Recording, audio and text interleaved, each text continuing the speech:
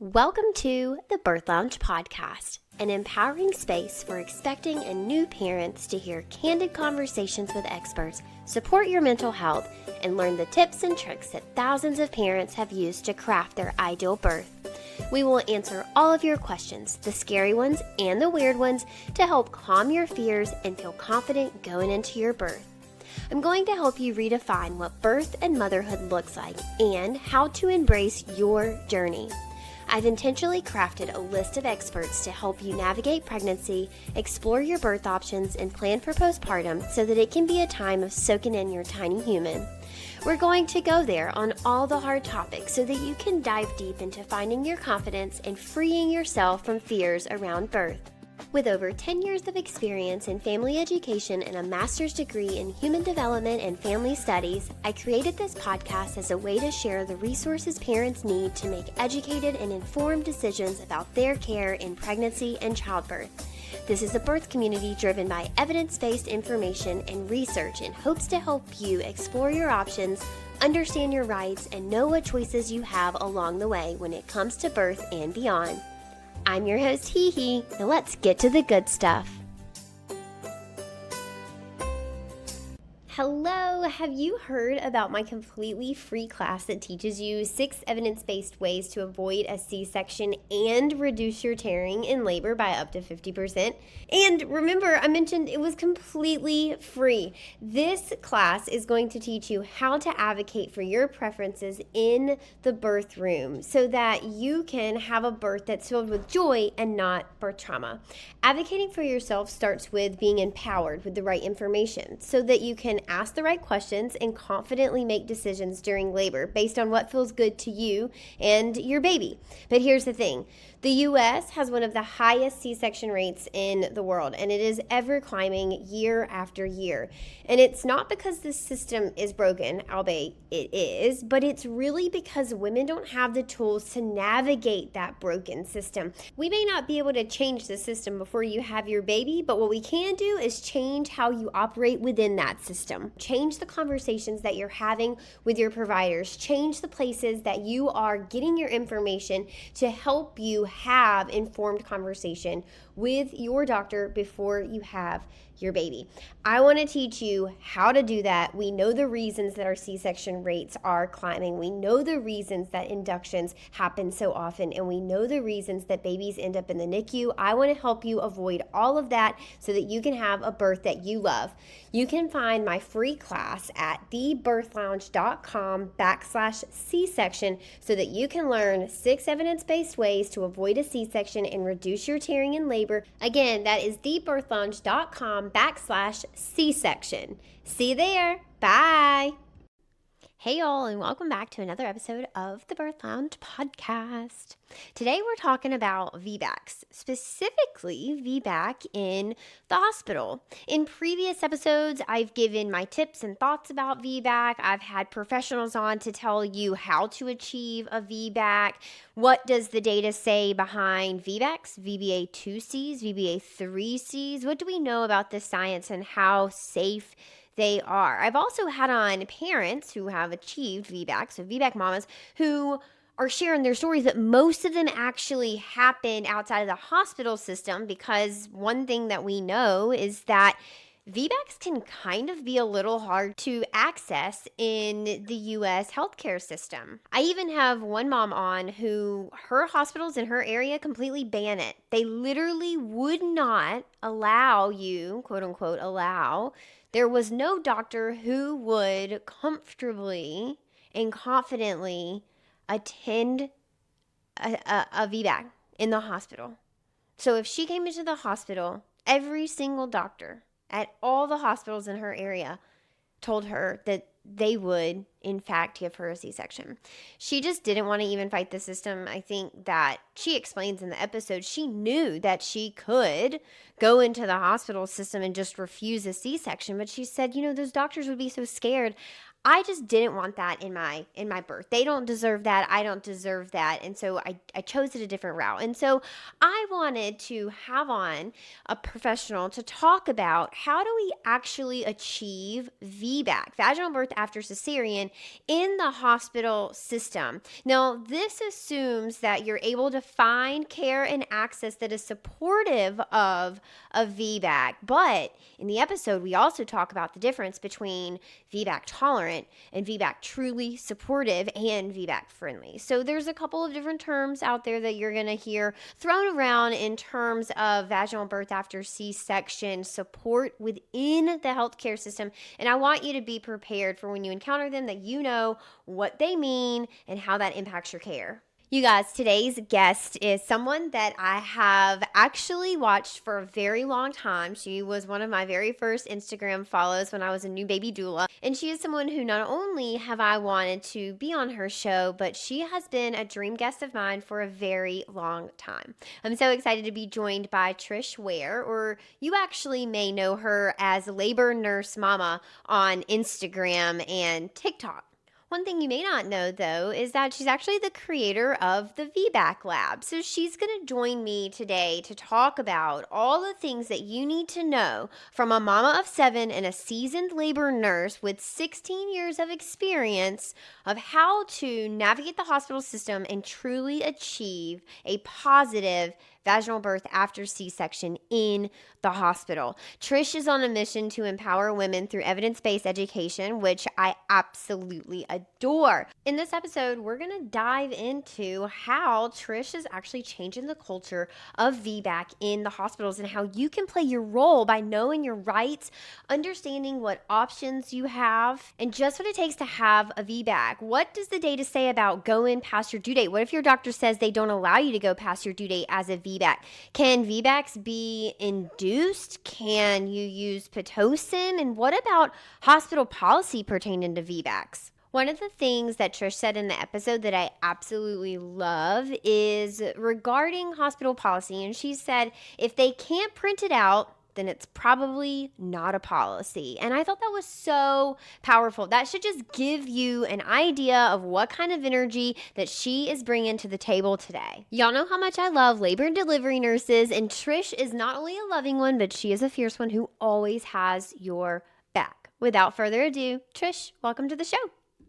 Thank you so much. I appreciate it. Thanks for being here. I'm so excited. I followed you for a long time on social media, and I always love to meet people who are doing congruent things in the birth space. Like, I just love being surrounded by people who love birth, who see the problems that we face, but who are very hopeful that we can get to a better place, because that's me, but that's not everybody. Not everybody is as hopeful. And so when I watch your stuff, I always walk away being like, man, I feel like she just gave me a hug, and I just love it so much. So it's really an honor to have you here, and it's really an honor to have you be sharing about how we can achieve something as, dare I say, taboo as VBAC. Yes, I love it. I love that topic. I'm super excited that we are going to be talking about something that I feel like in my world, VBAC is like Normal. so common. Totally. Yeah. But I feel like it's still so unknown. Wouldn't you agree? Not only that, but people are literally scared of VBAC, and it always catches me off guard because, like you, I see it so often. I'm just surrounded by people who like are VBACing all the time that I forget that it can be scary if you've never been exposed to what the true numbers say and how safe VBAC actually can be, and how do you find VBAC truly supportive care, because that's honestly not the reality for a lot of people. A lot of people have the care that is very fear-based and almost isn't willing to have a conversation about VBAC. So maybe we start there. Maybe we talk Yeah. directly to the mama out there who is saying, I, in my heart, know that I want to have a VBAC. I know I can do it. I really don't want another C-section, but I can't find anybody in my immediate hospital medical care setting that will even have a conversation with me about it. They just refuse. They say it's banned. Talk us through that as a labor and delivery nurse. If you were sitting here with a patient who was like, I just need my VBAC, I know I can do it, what would you tell them? So it still just floors me that it's banned at some hospitals. Same. The studies show that if you are a candidate, which like 80 to 90% of women are who have had a C-section, that if you're a candidate, a vaginal birth after cesarean is the safer choice. So the fact that it's banned, and just for you guys listening, I was a high risk labor and delivery nurse for over 16 years, traveled all over the country to some of the top facilities, top high risk facilities. And as we were talking, I've seen a lot change as a labor and delivery nurse. But when I started my career, VBACs didn't happen because doctors had to be in-house during the entire labor. There's no doctor that wants to do that. They want to come when baby's crowning. They do not want to be in the hospital. So it really, and when I started, it was once a C-section, always a C-section, which by the way, a man started that. That was not true. It's not, there's no facts for that. So I want to say all that I'm very rogue. So if I had a mama, and I've had this, if I had, now again, I'm not giving medical advice. This is Trish's advice based on her career, but what she would do if she were you. If you don't have anyone in your area, or you have a hospital who says we don't do VBACs, I call bullshit. Can I swear? Is that okay? Totally, absolutely. I don't swear bad, but I have some. So I would call bullshit, because here's the deal. Now, obviously, it depends on the mama, because some moms, they're not going to have any peace if they're totally going against what they're being told by their providers. And having peace during your pregnancy and birth is ultimately the most important factor of having a birth you love. But I would go outside of your area.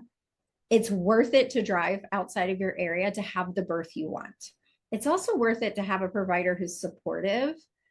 What I teach my moms, because I have 2 birth courses, one is completely the VBAC, is about VBACs. What I teach them is there's people, and a lot of people know this, but there's people who are VBAC friendly. And then there's people who are VBAC supportive. And you can tell if they're really going to support you by the way in which they answer your questions early on. Yes. So if there's a lot of, if this happens and that happens, then yes, we can. Or if A, B, and C, or B, C, a supportive doctor who is really about your VBAC is going to say, yes, that is our goal. And they treat you just like every other vaginal delivery, every other patient. They're not laying down all these barriers you have to get through. So long answer short, I say find someone else, because if you fall into the it's safe for you, then it's safe for you. And the other thing I would say is, even if you show up in full-blown labor to a hospital that does not like that banned VBACs, they can't kick you out. You're saying. They have to deliver you. So there's that. And not all women are that strong-willed. Yeah. But I told you before we started talking that the reason I started the VBAC lab was when I started really teaching in 2019 on Instagram. I was having all these DM conversations with women who had birth trauma, and the majority of them were because of that primary cesarean, and just this gut feeling that they shouldn't have had the C-section, that if they had done A, B, and C, which is why I have calm labor competent birth, because I want to help you before you get to that, because that's the worst. What if I had done this? What if I had done that?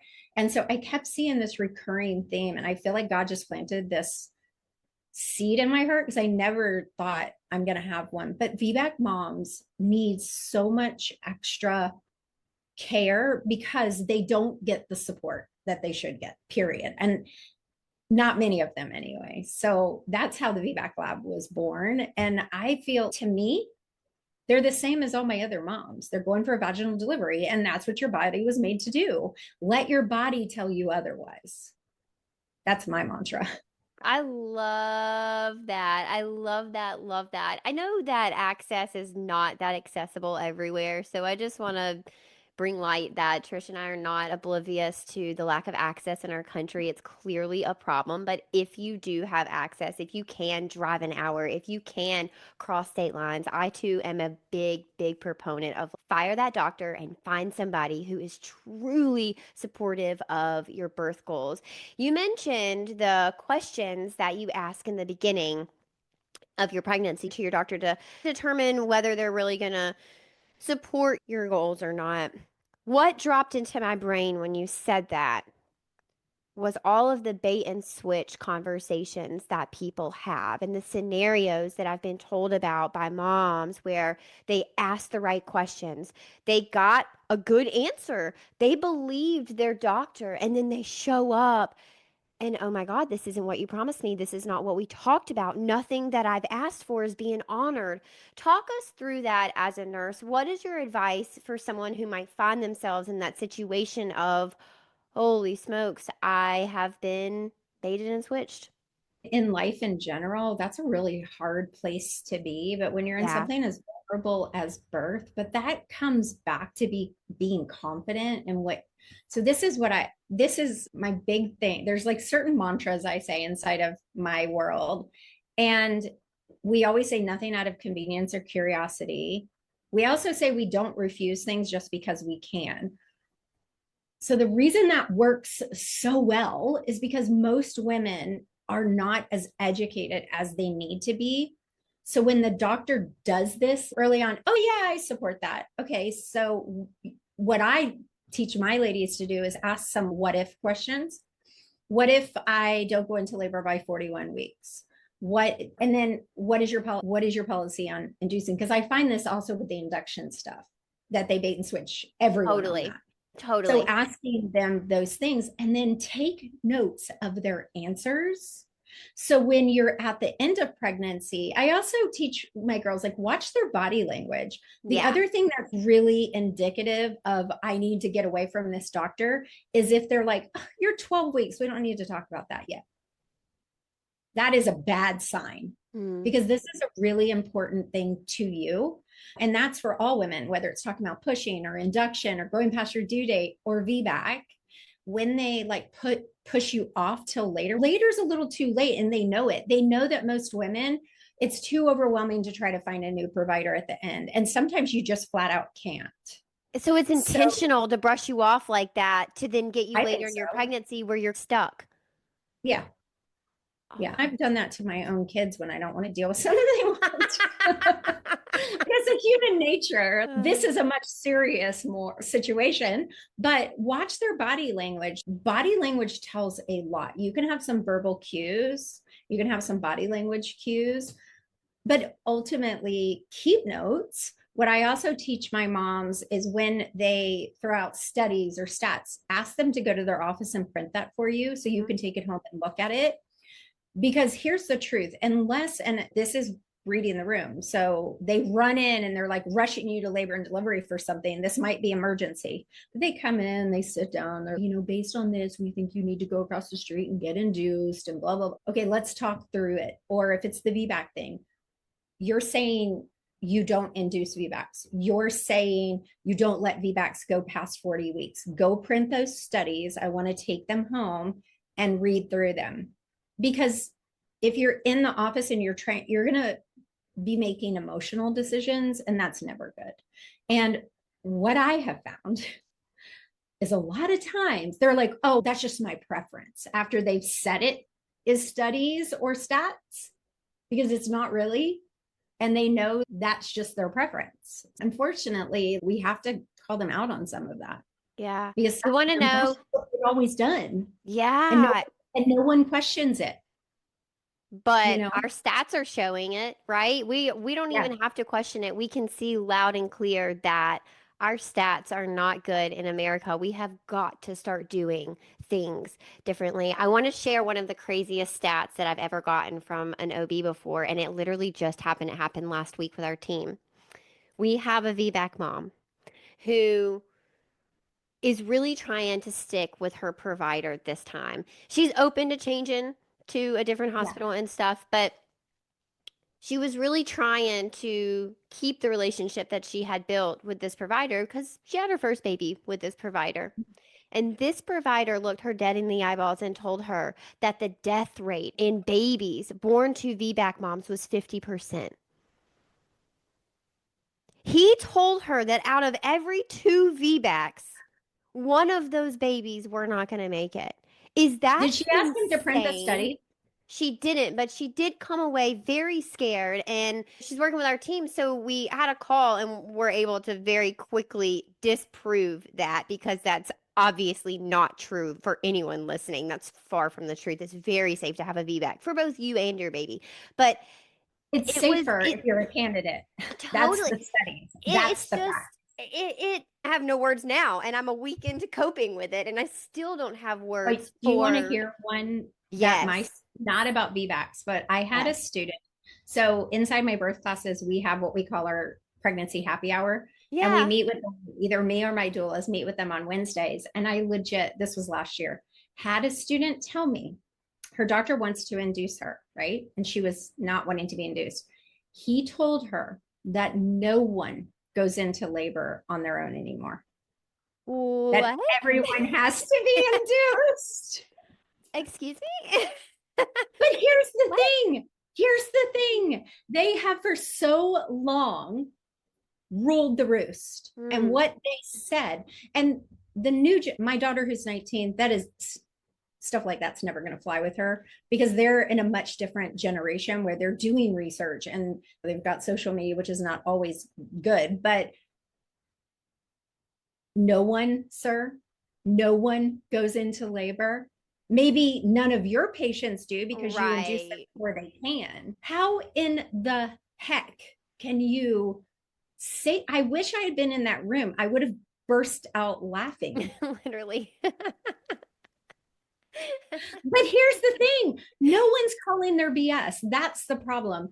And these moms are so vulnerable. And a lot of the VBAC moms already have the older generations who are like, once a C-section, always a C-section. Why would you do something dangerous? Why would you put baby's life at risk? Why would you put yours? Just, you can schedule your birth if you do a C-section, and then you don't have to have the what ifs and the waiting. And so they've got all of that happening. Then you have a doctor who says one out of two births are going to die. Of course, she's going to do what he says. She doesn't know any better. That's the thing is like if you go in uninformed, then your decisions will be uninformed and you will likely be taken advantage of because the system was not set up for you. It wasn't set up for VBAC. It wasn't set up for a mom that wants an autonomous labor. It wasn't set up for women that go in and want to have a discussion. Hell, you get 8 minutes with your doctor. It's clear that it's not set up for Well, you to and be. the doctor's visits, insurance dictates, like, so that they can bill that office visit, let's say 32-week office visit. They have a specific topic that they're supposed to cover per insurance for it to be covered. Wow. That's what I've heard. It may have changed by now, but yeah. So Wow. they don't want to go off of that. They want to, and they want to see as many people as they can. Then they want to get over at lunchtime, break all their patients' waters, come back, see as many people as they can, go back at 5, up the pit, have the baby by 7, be home by 8. I just got nauseous. I'm like It is actually nauseating. disgusted I at know. that. Just you are treating humans. You're giving women care. You are part of someone's birth experience. This is the only During time the they're birth of ever, a human. yeah, they'll never be able to redo this moment again. I Oh know. my gosh. I'm assuming you've seen the business of being born. Oh yeah, staple. Yes. Fangirl moment. Ricky Lake DM'd me once. Oh my God. I literally almost passed out. I almost passed out because that changed me completely. when I saw it, and I saw it a Yeah. long time ago. But Yeah. what I really love about that is that it also shows the necessity of someone like me who has Mm. my medical training, because Hmm. that's what we should be there for, is Yeah. if you need us. Yeah. Otherwise, hands off. Yeah. And it's just awful. And why is the US, we have such a high rate of maternal morbidity? Mm. Do we not think there's a correlation? And then for the VBAC moms who are listening, when you hear these stats of failed VBACs, most of the time it is not that they've had a uterine rupture, it's that they've gone back to the OR for another cesarean. But I would love someone to do a test on the people who end up in the OR if it's out of just pure exhaustion, because VBACs are slow. They are. Totally. If you're Yep. not prepared for that, you're going to be exhausted. Then you have this, we're not going to, and this ain't going to happen, and you can't do this. And you have that in your ear, and you've been laboring, which is hard, and you may have never labored before. So I truly feel a huge portion of those women who get a repeat C-section is just, it's not because their body couldn't do it. Yeah. Yeah. Oh my gosh. I just can't get over how much control the hospital has over our birth experience. Like, if you just think about it, if you allow it to let it get its little fingers in there, it will, Yeah. and it will not be the birth that you want. And oh my gosh. And Okay. I don't want to scare people like that. No, Like, not at all. but It's the just to say, fact of like, the be matter, aware. it's real. And Yeah. I know some OBs that are like 4 million times better than midwives. And I know Yeah. midwives that are amazing. And I know both groups that are horrible. Yeah. The truth is, it doesn't matter how amazing of a provider or how birth friendly a hospital is. If you don't, what I say is, if you don't know your options, you don't have any, Totally. period. And if you don't know your options, and I can't tell you how many times at a delivery, they look at me and they're like, what would you do? What Trish would do might not necessarily be what you would do. And it's really all about you looking and weighing and knowing and understanding, why do we use this intervention, and when is it appropriate and when is it not? And is this right for me? And one of my very first VBAC lab students, so I opened it up as a beta group, right? And I immediately filled all 15 spots. And I was like, okay. And those 15 girls, they were very much along with the actual real stats of success and not. And several of them, they tapped out because they did not want, they got sick of being in labor and all of that. But one of my first ones to deliver out of that group, and I had girls that joined me that weren't even pregnant yet, but my first one, this has spurred so much for me. She's in labor, laboring fine. She went into labor on her own. Her labor is slower, obviously. And she's been laboring longer than they want her to, because they're on a timeline. They really are. Totally. And I can say that from being a labor nurse on the other side of the desk. I know they want you to deliver. They want to get you out of that bed. They want someone else in that bed. They want to bill, right? So her doctor comes in. She's, we've been going at this for a while. I just really don't think it's going to happen. I think we should start talking about a cesarean. I teach my students, again, how to read the room, right? So if the entire team runs in, they're throwing oxygen on you, they're flipping you over, they're doing all these things, everybody's putting on scrub hats and scrub shoes, this might be an emergency section issue. But if they come in like that, you need to say, hey, give me time. I want to talk. So her husband said, we want to have time. We want to talk. They left, and he leaned down and he said, we are doing this your way. You want to do this. The baby's fine. You're fine. She delivered vaginally like 30 something minutes later. Hi. She would have been on the OR table, completely numb, getting ready to have a C-section, as opposed to getting the birth she wanted, because they're impatient. What? It's mind-boggling to me. It really is. And the reason I started Labor Nurse Mama is because I was becoming part of that wheel. I can't do otherwise. So when you come into the hospital for these moms, I can only refuse for you if you refuse first. This is my job, and I am under that doctor. I am under that hospital. However, you are the biggest of the rulers. So if you tell me that you refuse blank, now I can step into my role and I can advocate for you. Your doula can't refuse for you. Your partner can, but really you. So if you come in and you don't know all the things, you don't know what's going to happen, and the doctor orders something I don't agree with, guess what? My hands are tied. So I got really sick. Like it chokes me up every time, like when I think of this, because I can remember the turning point, the moment that I was like, screw this. And I told you when we got on, I am not a social media user. I don't know social media. I still don't sit and scroll, even though I have lots and lots of followers on all the platforms. I don't use them myself. But I remember just being like, okay, because I would literally educate the snot out of my patients from the minute they came in. I would teach them how to read the monitor so they would know when the doctor is telling them the baby's not doing good, but in all actuality, the baby was in a sleep pattern. The baby is asleep. The baby is not doing bad. And you don't need to go to the OR because your baby's asleep, right? But that happens a lot. So I would teach them all those things. But ultimately, when the doctor comes in and says, we don't want a dead baby. Oh. Of course we don't. Of course we don't. So they would go back to the OR for something that really, yeah, no one wants a dead baby. That's true. But is that really the circumstance? But when someone says something like that to a mother, to a parent, you shut down. Yeah. Yeah, you shut down. That's that. And so I remember just sitting in my car. I was on a travel assignment in California, which is much better than those southern states anyway. But I was sitting in my car and I'm like, that is the last woman that I'm going to see go into an operating room, get her freaking stomach cut open for no reason. Yeah. Now, it's a totally different story if she understands what's going on and she's navigating the decisions and she's, you know what, I'm tapping out. I want to get if she wants it. Yeah. That's totally. Yeah. And I totally respect that. And my students know I will educate them. But one of my students said, she lays it out like a smorgasbord and you can pick and choose. So I'll support you, whatever you choose, but I want you to choose. I don't want someone else to choose for you or bully you. And it happens.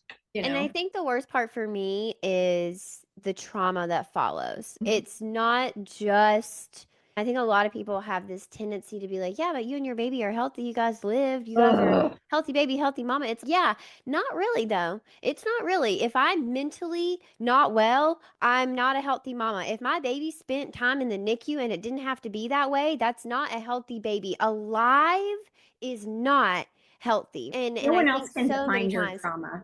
Exactly. That's also another good point, is no one gets to tell you what is and isn't traumatic for you. No, and that's one thing I love. Like, I'm going to be extremely, well, this is how I roll. I'm very open and blunt and vulnerable. But when I started labor, the VBAC lab is when I started doing our VBAC happy hours, which was our weekly hangouts with my moms. And then I realized how powerful that was, because I have a framework inside of my courses, which is, it's a 3-part. You've got knowledge, then you have mindset, and then you have empowerment.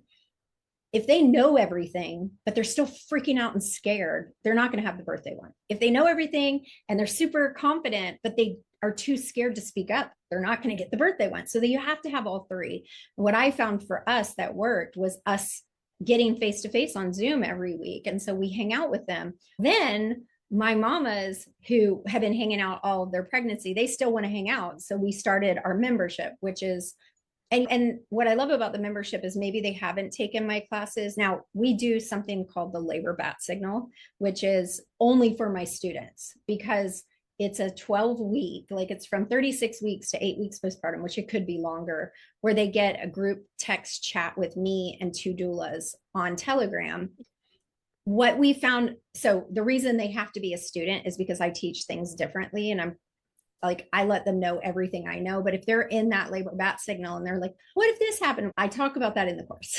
So we support them. So what we found is that no matter how educated they are, when the doctors start dropping that shit on them, and their partner is now, babe, why would you do that if it's going to kill the baby? And you know it's not going to, but everybody's against you now, and you're hormonal, your freaking butt hurts, and you feel like the baby's going to fall out. And then you've got everyone telling you that you're being basically a bad parent. So to me, we have to come along them and walk it with them, because I don't foresee the doctor. I do foresee the doctors changing at some point. I don't even know how I got off on this tangent, but the whole thing is that which is why I love doulas, because you're walking that with them. And it's someone that they can, like yours did. She got on with the phone with you and was like, can you imagine if that mom did not have you guys, didn't have something like me, and they're rolling around with 1 out of 2 babies will be dead? Of course, she's not going to have a VBAC. Yeah, of course. Who would? Who would Yeah. choose to VBAC if that were an honest stat? Yeah. So that's, again, for those of you guys listening, when they say something that sounds outrageous, it probably is.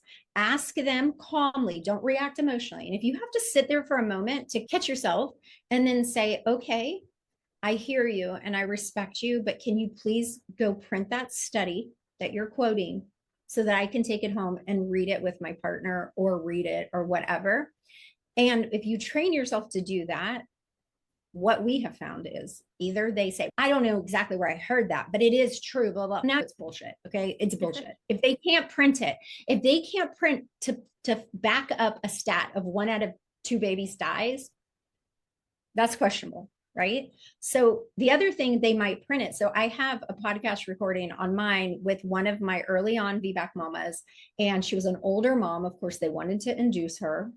And they also wanted to do a weekly NST. She was self-pay.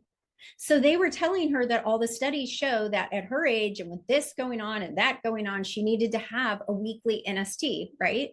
And she's having to pay out of her pocket.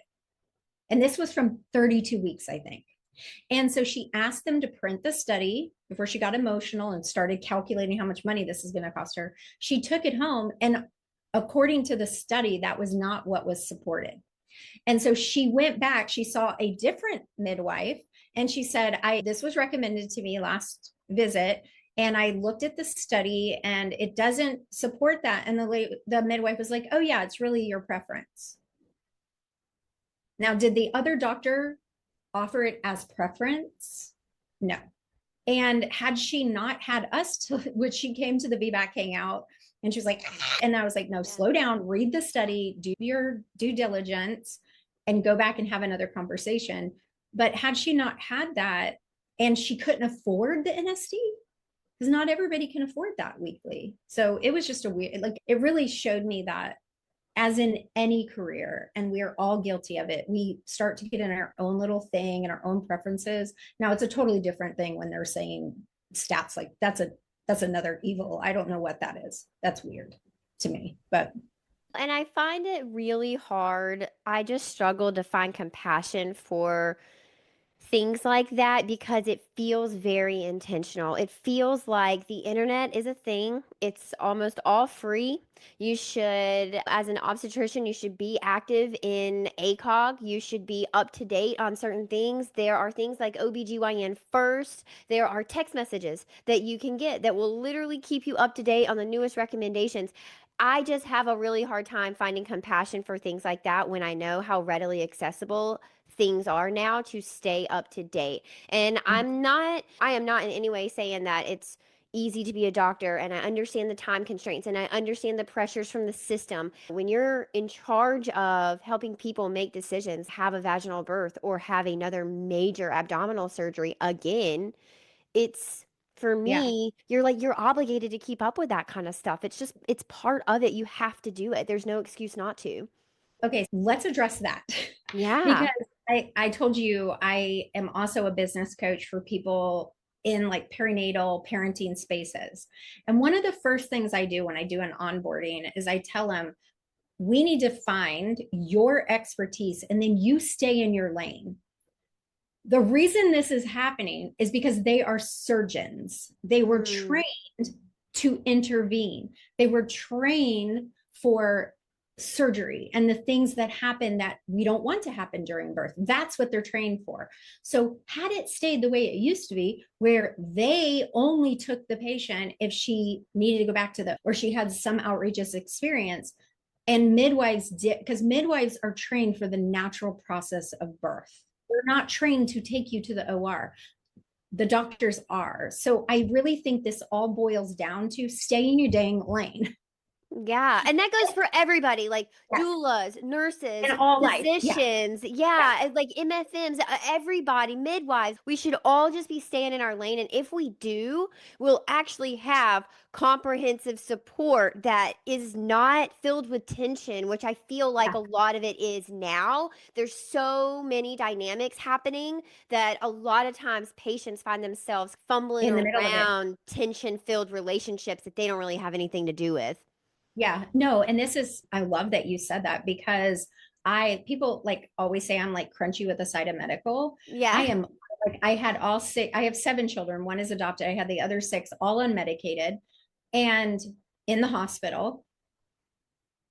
And what was really hard for me when I started as a labor nurse, I had all my cute little scrub jackets and I was so excited and I loved birth and I couldn't wait to get in there. And I love doulas and I'm such a birth geek. And I get in there and I felt like the doulas were against me, like I was Oh. evil coming in the room. And Oh. that now remind you again, I started when you were still in school. Okay. Got it. You were my oldest, who's your age, was still little. So Mm. back then you had a very defined hierarchy, right? And the doctors were God.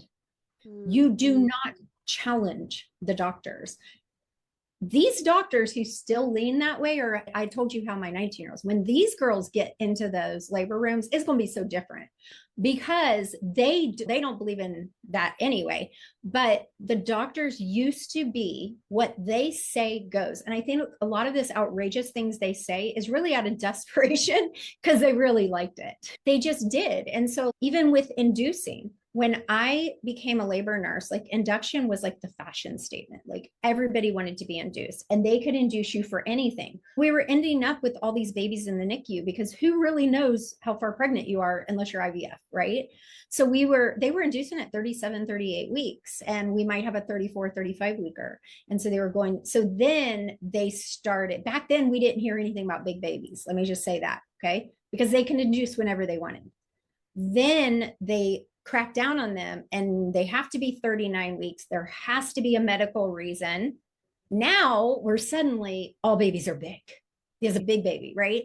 Because they needed a reason.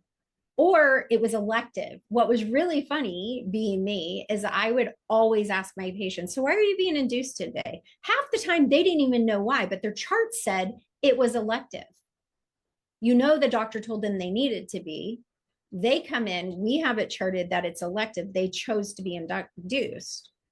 And she has no idea. So I do think that we have moved in a better direction in some ways, but we're still so far off. Yeah. And I have students in all over the world. And it's like some of them, I have some girls, bless their heart, they come to the happy hours and it's 4 a.m. for them. I love them. They're dedicated. But sometimes when we're talking about what's happening here, they're like, what? Yeah. Most other countries don't even test for GBS. Wow. Like there's just, and I've had very heated debates with NICU nurses about this, and I get it. But the majority of my pregnancies, there was no GBS testing. So there's just so much. There's so much. And the real root of it is birth is a natural process. I start every one of my free classes out with birth is a natural process. Yeah. Period. That sometimes needs medical support, but Right. not every time. It doesn't always need medical intervention. Matter of fact, most of the time, it It won't doesn't. if we just leave it be. Okay, so in Yeah. the realm of VBAC and piggybacking off of the induction conversation, what does the data say about being induced as a VBAC? So you can be induced and it is safe to be induced. However, they won't, most of the time, they're not going to use cervical ripening. There are other options like a Foley bulb induction. There's the rods. What are they called? I'm blinking right now. I'm talking about the rods. The hormonal rods that they put in and it just sits in the cervix? And it expands and opens the cervix. Oh. It's the same theory. Actually, I have some in my drawer right here. Oh, yeah. But Explain that to us. Oh, so what they do is they put it in the cervix and it absorbs the fluid and expands. It's like the Foley bulb, but it just expands and opens. Those can, most of the time, you can be sent home with those, but they're probably really expensive, which is why most hospitals don't use them because it's all about money.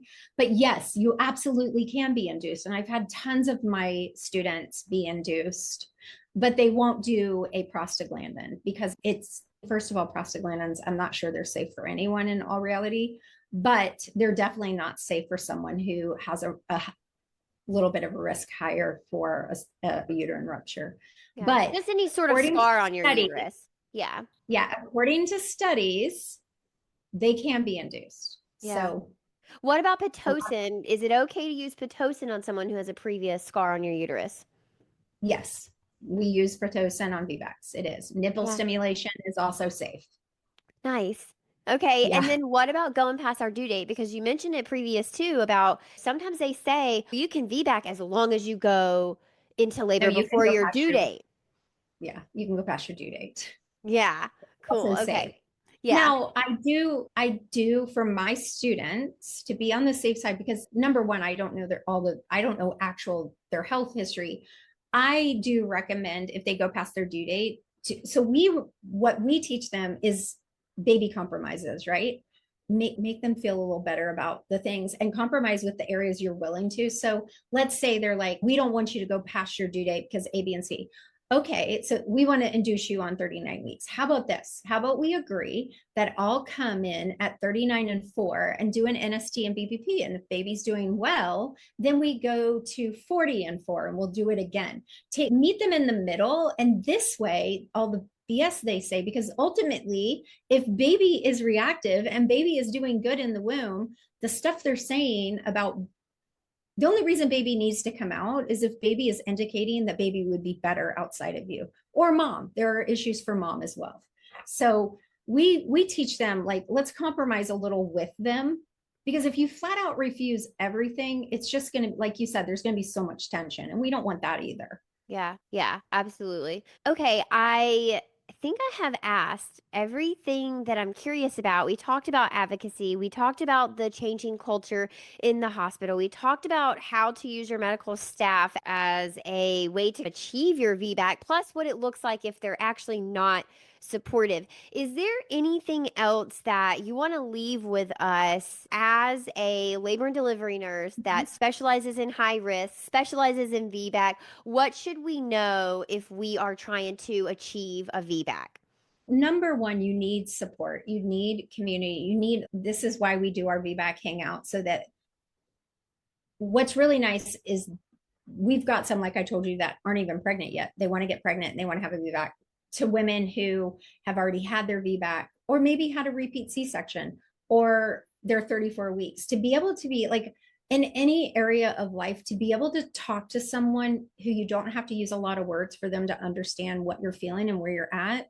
Really good. Really also good if you are on, like for our VBAC hangout, you're on and you've got Susie who's 32 weeks and she just experienced her doctor saying A, B, and C. And you hear how she handled it. You hear my advice, my doula's advice. You hear the other moms like, oh, when that happened, this is what I did. Then when you hit 32 weeks and your doctor's saying the same thing, you have all these resources and you're like, okay, well, Sally and Susie and blah, blah, blah did that. You just feel more confident. But the other thing I really want to say as a labor nurse is that if you get to the hospital, whether you're having the VBAC or not, but if you get to the hospital and your nurse that you're assigned, like you can tell when someone is condescending or not supportive, you have every right to ask for a different nurse because during your birth, especially if you have a high risk or a VBAC or something that's going to already have like difficulty with people, you need to have a supportive team. There should be no dissension. I tell them with my students too, when they hire doulas, if you have a doula who comes in and she's all about us against them, even if her heart's in the right place, that is a bad environment for your birth. Yeah. Everyone should be you. It's about you, not about me, not about anyone else. So just so you guys know, you can fire your nurse. You can also fire your doctor during delivery. And you can fire your doula. And your doula. You can fire, you are queen. You can fire whoever you want. Yep. Yeah. I just want them to know that they have so many more options than they're led to believe. It's not true. You are in charge. You are the one. And here's the other thing. When I clock in and I clock out, it's another day at work. When you come in, this is your one opportunity to birth this baby. Yeah. And I had a very traumatic first birth. Mm. I can't ever go back and do that again. I changed and I educated and I became a birth geek for the rest of them. And I had the births I want. And I didn't have perfect births. I had a straight OP. I had inductions. But I led the decisions. I knew what was happening. I understood and I controlled the room, me. And I wasn't worried about that. So there's a big difference in your birth happening to you or happening with you. So that would be my big thing for them. I love that. Oh my gosh. Every time you share, I just get warm and fuzzy. Truly, Yay! thank you. Thank you so much for being here. If people wanted to find out more about your birth course or the VBAC lab or how to get involved in any of your education, where can they connect with you and do that? Yeah, so they can go to labornursemama.com/calm for the birth courses. We have all the birth courses on one landing page. Once you get to the order form, then you get to choose your path. Because the truth of the matter is, we're all going for vaginal delivery. And I don't care if you've had a C-section or not. I do have specific, because I know you need more handholding. And then for our membership, they can join at any time. We've got moms who aren't pregnant to 2 years postpartum. I have one mom that's having her 4th baby with me now. I just can't even believe it. And that is labornursemama.com/CMS. And of course, you can find me on the socials. Nice. Oh my gosh. I love it. All right, you guys. I will see you in the next episode. Be sure to follow Trish on social media, and you can find me at Tranquility by HeHe and at the.birth.lounge. Until next time, head to your app store and download the Birth Lounge app for evidence-based childbirth education and data-driven postpartum support delivered straight to your phone. Bye. Thank you so much for tuning in today. I truly do value this community and I love hanging out with you. You deserve to have a birth that you love with a provider that values your autonomy and respects informed consent. It's an honor to be your go-to gal when it comes to preparing for your baby. If you found today's episode helpful, share it with a friend. Share it with someone who could use evidence-based information to help them have an informed and confident birth. I'd love to hear what you have to say and read your sweet words. By leaving us a review, you are helping other expectant mamas and their families find the podcast so that we can reduce birth trauma and improve maternity care in the U.S. one birth at a time. If you're interested in joining the Birth Lounge, go to thebirthlounge.com. If you want to connect with me on socials, you can find me at Tranquility by HeHe on all platforms. Until next time, stay educated, stay supported, stay confident. Bye.